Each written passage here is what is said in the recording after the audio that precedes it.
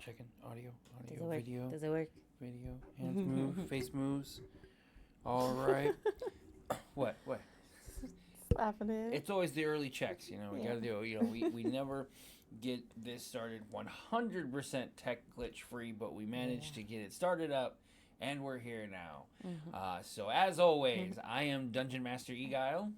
And I'm DNDWife. How's it going? And this is the You Heard It From Us talk show where we talk about all nerdy culture things, items that have to do with us from the Couple of Nerds Productions crew. Today's topic that we have decided, which our topics right now, because obviously if you're ever wishing to put your own topic in, you're more than welcome to drop onto our Discord, shameless plug here, and come on down and give us any topic, any question. We'll take on anything. We're both former debaters, so really no topic is really unattainable for us.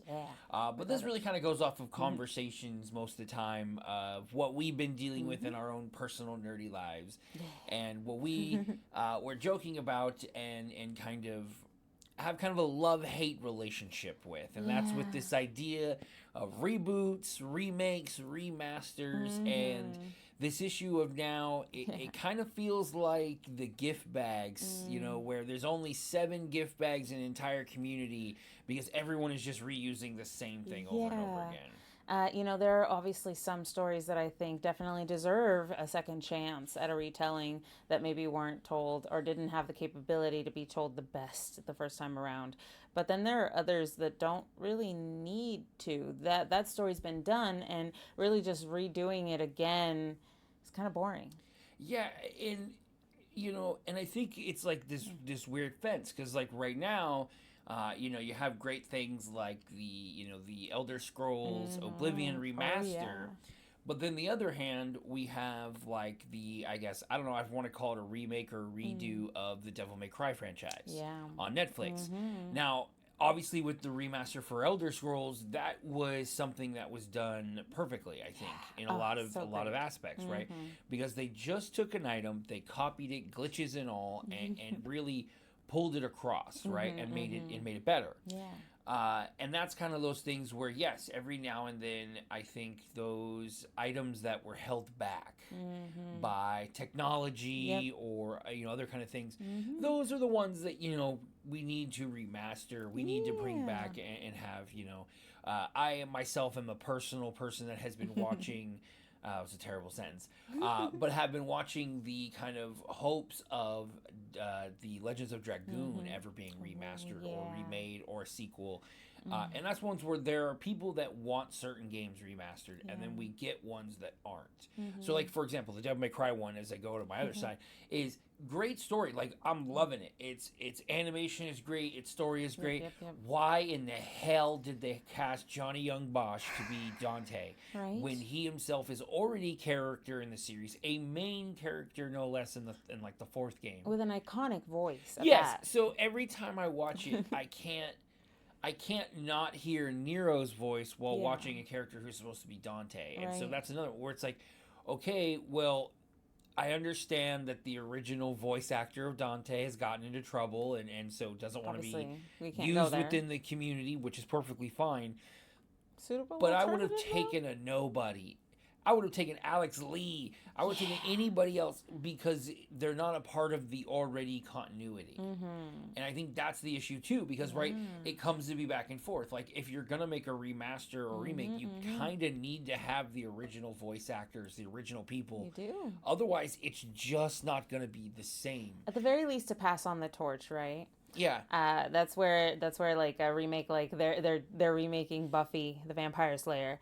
I did not know that. Yeah, they're doing that. They just cast the main actress, Ryan Kira something or other. She looks gorgeous, and I'm excited to see what she does with the role. But yeah, they're remaking that story. I'm excited for that because they're continuing on. It's not a rehashing of the same. I hope we'll see. Well, I don't know yet.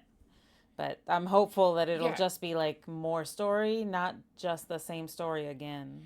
Yeah, and I think that's where it comes to be the issue. And I think a lot of that is it's like what exactly we're doing to make these things. So in Yeah. you know, for example, I think another one that's going on right now is The Last of Us. Oh yeah. And it's so funny to me where you know, I don't watch it. We don't have HBO. I've never actually played the games. I know the concept. I know the story. I hate the drama that went to the voice actors that were involved. Right. But the concept to me is so funny is that, you know, any changes to the story pre their second season, you know, fans were up in arms about, oh, it's not the exact same. It's not perfect. It's not perfect. It's not perfect.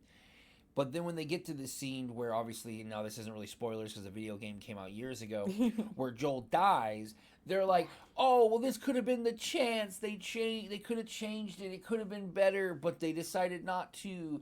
And it's like, okay, but wait. So it's like, you want the faithful, you know, retelling, or do you want what would be a reimagining for an option where something can change? Right.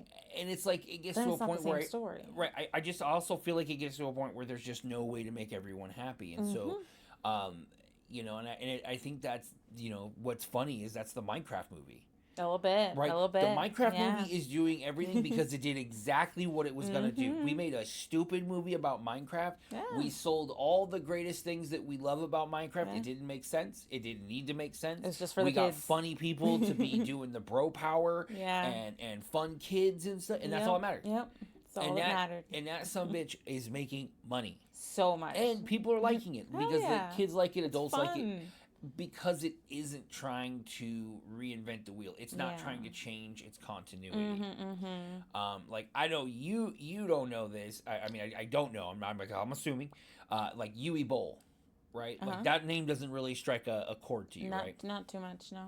Like Yui Bowl was a notorious director, producer who was buying a lot of old video game rights. And he would make these just abomination of interpreted movies and remakes and stuff of other franchises with the intent to also making them very bad. And so on purpose, yes, on purpose, in order to like discredit and like essentially kind of break that this is like the early 90s, early 2000s, and then eventually like gaming culture became too popular and major studios started buying into it. Yeah. But it really is. It just shows that like there is this fan base that will watch or buy anything as long as the name is tacked on. True. And I think that's what's causing a lot of the issue. Yeah, I get that. Because we do have these crazy fandoms, and I get that's why a lot of these shows and movies and stuff are being rebooted. Like Freaky Friday's being rebooted; they're remaking that, and I don't know again if they're doing the same. They're bringing back the old actresses, so I think it's just a continuation of the story, just like a new spin on it. So I like that it's a little bit of that, but we're getting all of these, like the same story, but just in a different package again. And it gets a little, I don't know, I think we lose a little bit. Yeah, and I think it's that middle ground of like giving fans what they want, but then also meeting kind of what these new markets have to be. You know, it's so many people that get into shows. I think we've talked about it before on other podcasts where it's like there's so many shows that we've loved that have been canceled because they didn't, you know, it wasn't 10 million viewers on opening night kind of thing. And it's like, well, shit, like how are you gonna ever really do that every time to build up a new fan base? The shows that, you know, that are like these amazing wonders, where like everybody's watching them, those are just like 1 in a million. It's really tough to get that. Yeah, and I think it just really goes for both, right? Like if you're going to remake, you're going to remaster, you're going to do anything different, you need to either just be entirely faithful or just basically market yourself as a filthy cash grab. Yeah. To just let people know. Like, just be like, we're just making our own story. We know, like, yeah, it's using the things, it's using the license, haha, got you moments saying, which is like what the Minecraft movie did, right? It was like, yeah, we're not trying to do anything fancy, we're not reinventing the wheel. Right. Sure, we didn't animate it the way people wanted it, but that wasn't what we were going for. Yeah. It wasn't made for you. Right, right. And so essentially is what they said. I think that's where it comes into because it's like there are so many times where it's when they try to change in the remasters, right? A lot of times, you know, I guess it really goes to like also like how long you've been a gamer too. Like with like control, I've always, I guess also too is if you're a console gamer, right? Like if you're a console gamer, Controllers have changed over the years, analog, dual sticks, all that kind of stuff. And so, it's more of like you get these games and, you love them, but they're kind of unplayable because your hands are so used to a different style of play than you once were. Prime example is like classic Resident Evil games, right? Like those were games where up on the D-pad was walk forward no matter what direction you were. The left and right would just kind of rotate your character kind of in a profile setting, and back and down was always backwards no matter where. So your character spun more on like this like 360 axis, and you kind of walked forward, spun. So it was very hard. Where now we can just input a command in the into the controller, and your character can stray. I mean, the idea of strafing, let alone when circle strafing became a thing, where you could focus on a point and then move around in a circle like that while changed, targeting. Well, it changed everything, right? That changed the whole way that like shooters are happening. So if you have games that you love but were based off of these like archaic styles, or like in the case of Oblivion, great game, great story, it looks pretty ugly at this point. I remember I tried to play it. I think I got it on the computer, and it was like, I'm like, oof, I don't know if I can play with these like 50 polygons, on this person's like face and it's a triangle, right? So it's really nice when they do have some of those kind of remakes and stuff like that. Absolutely. Now, anyone watching in the audience or listening in, if there's any remakes that you think were actually good, or any remakes you think that were trash, be sure to let us know. Send them in the chat. Give us some examples, because I know a lot of people swear up and down to remakes, and I know there's like they're on these kind of blogs or these sign lists and these petitions, but to me no matter what, it's always going to be about money, right? Like it's going to always be like, is it going to spend enough? So it's like, you can get enough people, but it's like, is it enough people with wallets? Yeah, right. One that I don't see the point of is, I heard they're remaking Anaconda. The 1997 film with like J-Lo. I mean, I dig that movie. Ice Cube. That was a good classic. It was a great movie. Like but why do we need to see it again? They did it great the first time. We can just go back and watch it. Yeah, I mean, especially with like video games. I think video games are tough because it's like they're stories that you have control over, so you're always gonna want more. But like, we haven't. I mean, sequels to now I guess there's another Tron coming out. Yeah. So I think that's also some of the issue, is like a timing issue, right? A little bit. Like this idea that it's based off of, are you recent enough to where it's so new that it's still within everyone's mind, and so it's still fresh, we want it, or are you so old that it's nostalgic?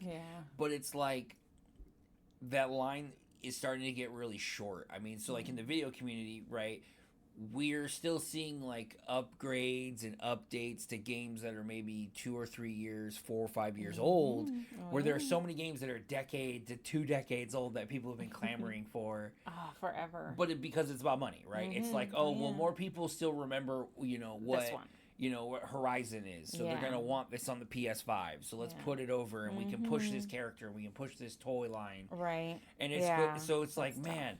So when you finally get a remaster or remake, you gotta like fingers crossed it's either gonna be in the camp of they half-assed it to make money, or you luck out like with Oblivion and they hand it off to a different organization, a different production crew, and that actually has like that passion that puts the work into it, and then we get to see these great products. I like ways where like the story continues, not so much where it just gets rehashed in a new box, right? So like they're continuing they're doing the like prequel for the Hunger Games. That's cool, I think, because that's a new story. We've never heard that one before. Or like there might be a book out or something, right? But that's what I'm saying, like they're continuing the world. It's not just rehashing the same story from a few years ago and remaking all 3 movies. That would be crazy. No, yeah, right. Like I get you on that one. And it is kind of this idea of, sometimes it is stuff that we want to have more information on, but it's such a such a delicate line to be, especially too where it's like, I think, for a good example is like Star Wars. Yeah. Right? Oh, Like yeah. you have the first trilogy, knock it out the park. Yep. Second trilogy, it kind of stumbles, but it picks up a little bit. But then again, now we do another one, and it starts really getting bad because you're putting you're either trying to be with the fans, or you're trying to grab new fans, or you've been around too long because it took so long between the films in the 80s to the films in the 2020s. Yeah. So it just shows that like a lot of times it's just this blatant cash grab. It's gotten to the point where we are suckers for it because we're always looking at the nostalgia factor, the member berries, as you would, because it's just, oh, I remember watching that when I was a kid. Right. It puts me back in that mindset, and it can be trash because it doesn't matter because at least it reminds me of my childhood or something. Yeah, it's a little bit of like how it felt towards the end of all the Avengers and like Marvel movies. Oh, I'm burned all out that MCU storyline, because the beginning was so wonderful and fresh and new that we were all so excited, and by the end of it, we just kind of wanted to go back to that, but you couldn't. Yeah. It was done. It's like to a point where it's almost just like the newer stories almost just feel like rehashes of the older stories because you really can't do the same assembled storyline again without it just feeling like a repeat. A little bit. It's a very fine line, and I think that's what Sarah Michelle Gellar said about doing the Buffy reboot, is that it took years for someone to actually convince her to do it, because otherwise she didn't really like any of the stories that were pitched to her. They didn't feel right. They didn't feel like they fit, and so it took this long to be like, this is the correct way to do it. I think we can do it without going about it the wrong way. But Entlink here says, hi, remakes / adaptations might be better if they were more often made with love and given the time to really deliver. Like the Halo show was made by people who hate video games, and it sucked. Yeah, I think I've heard from a few people about the Halo show, and that kind of, it reminds me a lot of the Yui Bowl era, where it's made where it's like, we don't really care. It's more about, those stupid fans will buy anything. I mean, I think a good comparative is the Witcher series. Oh, yeah. I mean, you got a guy like Harry Cavill who walks off because he specifically, says the producers don't care. They don't read the books. They just, it's just about changing the story, making money, and finishing it off to make money. Right? And it's, if it can make 7 seasons, if it can do 5, cool.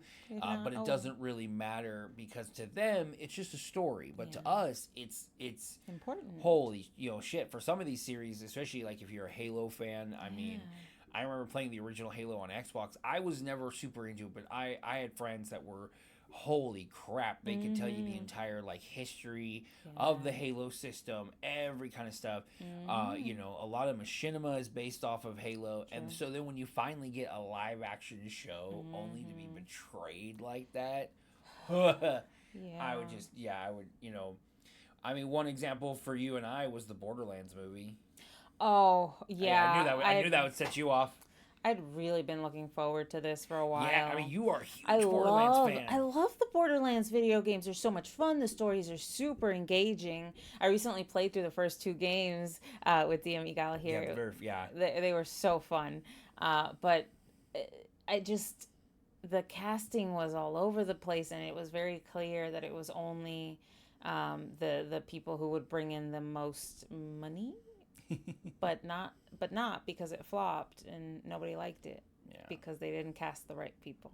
And that's another thing, where it shows it's like, is it even going to be possible to make something that will make fans happy? Because sometimes you can't find the right people for the right job. I mean, I think it's less about, oh, we have this story, and more of like, we have to wait until we find the right people to fit the roles, which means it might take longer. Years, but until you find like the right crew, the right cast, I mean, the way I look at it is like Firefly, right? Yeah. The reason why there is never going to be a remake is because you could never remake that crew. No.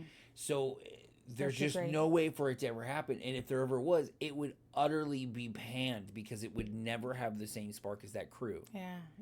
It would be tough to redo that, bring in a whole different set of people. I don't know if they could capture that same charm. That's really tough. That's really tough to do. Yeah, I think like, and like for me, like I know we always kind of have like a little rant, a little hot take.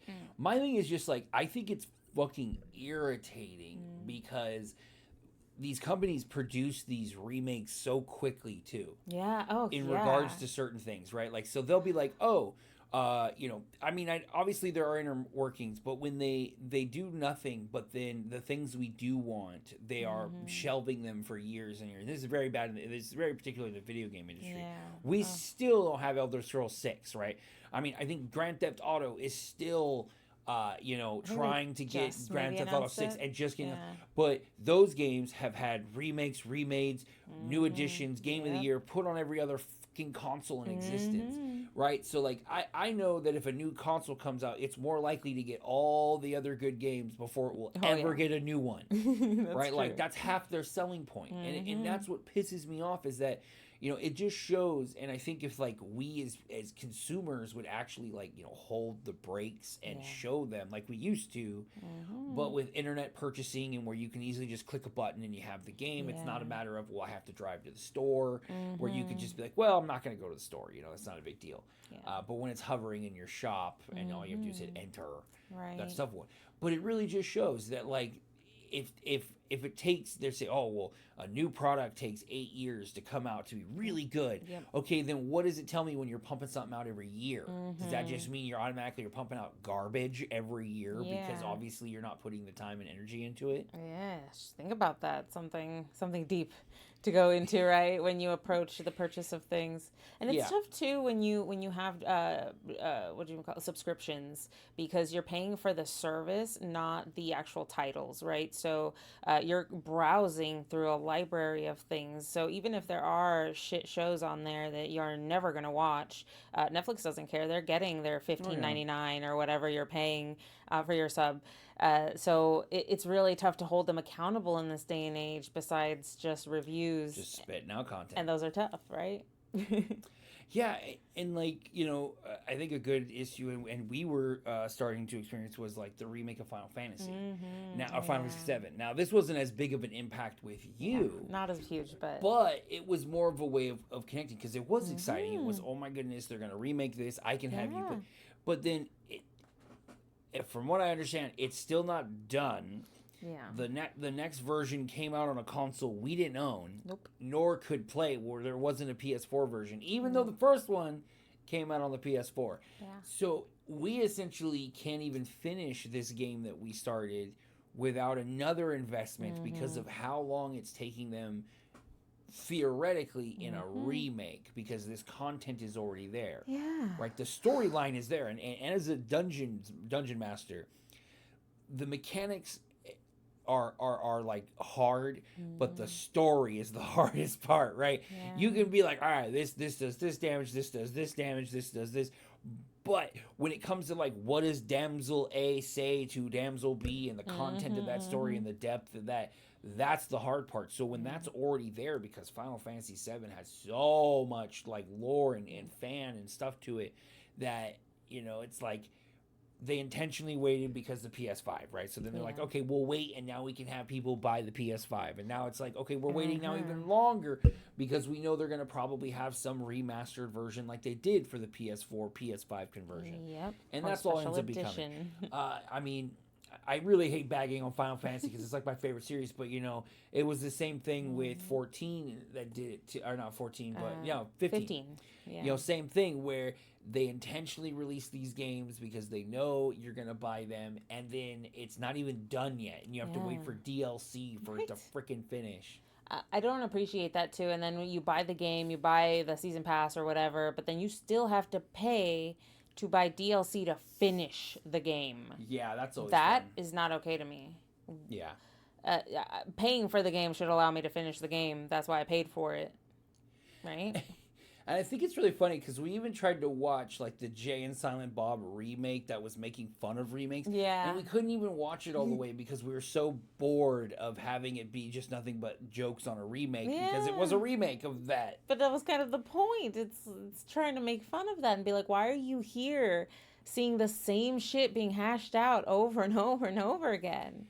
But it just shows because we watched it and everyone else watches it. So, But it just, you know, I think, wins. you know, I think that's what really at the end of the day is like, it just shows like we're getting out of ideas. Yeah. And it's really what the great thing and why I think we love the TTRPG community and that kind of stuff. Because there's a lot of unique ideas within Dungeons and Dragons and within the homebrew community, right? So like much how many worlds and stuff have we now created that we've never seen on television or video games or movies? Right? And even then, there are so many books and stories out there, too, that have never been told that could be adapted that people just don't pick up.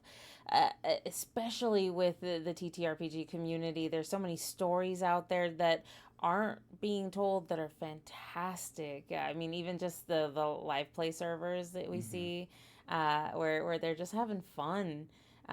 Even outside of like Critical Role, the professionals, right? Oh, yeah. Wish. Right. But I mean, so for you, DNDWife, I mean, what is your kind of hot take when it comes to kind of the reboot, remake, spin-offs topic? Can we start making original content again? That's your hot take? Let's go back to originality? Yes, please. I don't know if that's much of a hot take as much as what all of us really, truly want, right? Oh, I don't know, man, because society is like really up on AI and all these reboots and remakes. And sequels. Yeah, right. No, can we just like make new stories and tell those? I'd really love to explore like new worlds. As much as I love places like the Buffy the Vampire Slayer universe and things like that, maybe I want to see a different universe of other things that are happening, other cool stories and other protagonists.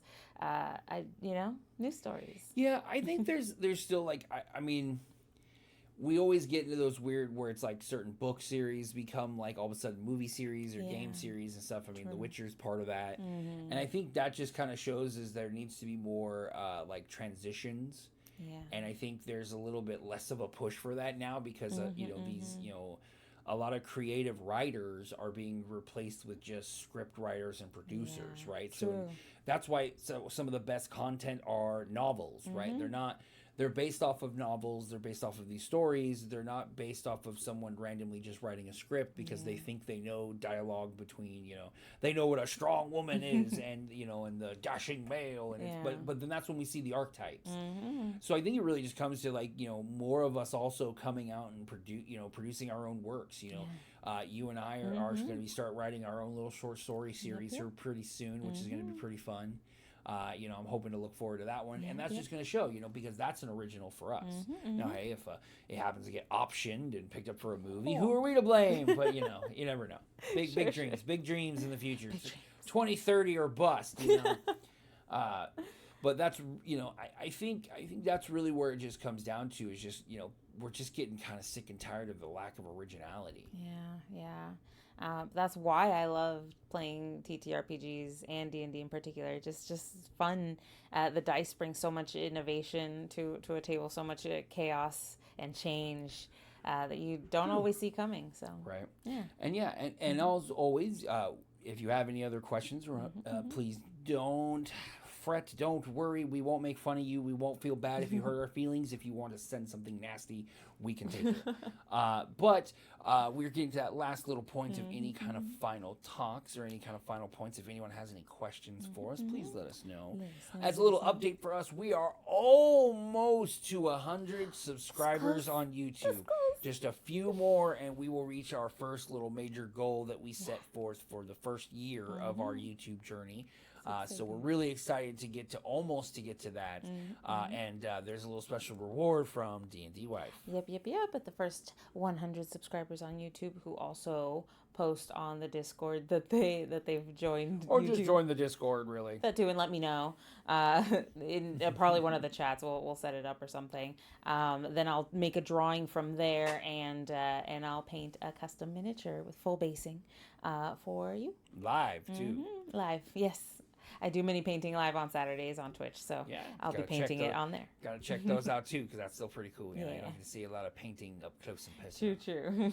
Right, and so we're really grateful for all the followings. Our Discord has also been filling up quite nicely with other fans and other people who are gamers, nerds, Dungeons and Dragons players. Everyone there, fun. Graphic artists, everybody kind of meets up there, and we have a lot of fun. We're gonna hopefully be starting up a bit more of the Zomboid streams. D&D Wife and I have been playing a lot on the Harvest PvE server, which has been a little crazy. As it's the first time we've ever really played on a game like this multiplayer server for so long. It's been fun. So it has been rather exciting. So keep an eye out for more kind of shorts and little ideas that'll be coming out from that. So there's going to be a lot of big events. So we're hoping to also live stream those events as well as special You Heard It From Us shows. That will be us dual streaming, us doing the various endgame events for you guys. So hopefully that'll be cool. We can share a little bit more of our little background. Keep an eye out this Saturday for our coming episode of Just Us, where we talk a little bit about just her and I, a little bit of the background, a little bit of the little side stories and adventures that we get caught up with. Right, and the last one was us getting horribly lost on our way back from Santa Cruz while dodging horrible traffic. Horrible traffic. So that was definitely a lot of fun. Because sometimes going on those offbeat roads, though utterly terrifying, are very, very fun. Oh yeah. But it is super fun that we get to share all of this with you guys, and we really appreciate it. But if you want to check this out, you can also rewatch this episode on Twitch as well as on our Couple of Nerds Productions YouTube, and check out all the awesome content there as well. Like and subscribe. Yep. Two more. So, D&D Wife, any final notes, any final opinions on reboots, remakes, and spinoffs? No, I just encourage everyone to get out there and make their own stories. Try to be unique as possible, but honestly, just focus on telling a good story. That's really the heart of a unique story, is just telling it from, where it matters the most, your heart. Yeah, for me, it's just more of the idea of that, I think remakes and stuff need to come a lot longer, but not too long, which is always tough, 10 balance. years, I feel like, is the minimum, at least, as we get kind of, we're seeing just a lack of originality, and really that's just the fault of us just kind of buying up every little bit of, any kind of reboot or remake. We're the first in line. I mean, we're also, we're guilty culprits too of this too. There's no way we can't say that. Yep. But it is that kind of thing where it does feel like we are circling and sharing the same gift bags, because there really is only like 20 stories going on right now, and the various different ways. At the same time, it's like whenever you see your favorite show get canceled, you go, oh, maybe it'll be remade or a spinoff will be happening, which is already happening with like Rookie and all, the Sheldon show spinoffs. Yeah, it just shows that, either you either gonna roll the dice. Either your fandom will never die, or you'll get one season and Netflix will call it quits. Or all the failed Supernatural spin-offs that I had hoped would take off. The Winchesters, that went off. We're more likely to get season 16 than we are to get the freaking Winchester season 2. We're hoping. But again, thank you all for watching. We appreciate every single one of you. And that link, thank you again for your questions. Thank you so much. We appreciate you being here every single time. I'm D&D Eguile. And Eguile. I'm DM Eguile. Yeah, it's been a long day. And I'm DNDWife. But thanks you once again for everyone who's watching, and we will see you again next Tuesday at 7 p.m. here on Twitch. Yep. Thank you Have again. A good night.